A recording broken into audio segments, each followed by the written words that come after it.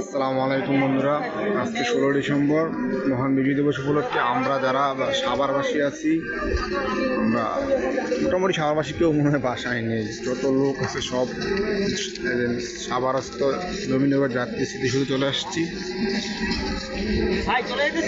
সকাল সকাল একদম ভোরবেলায় করে দেখুন কত মানুষ।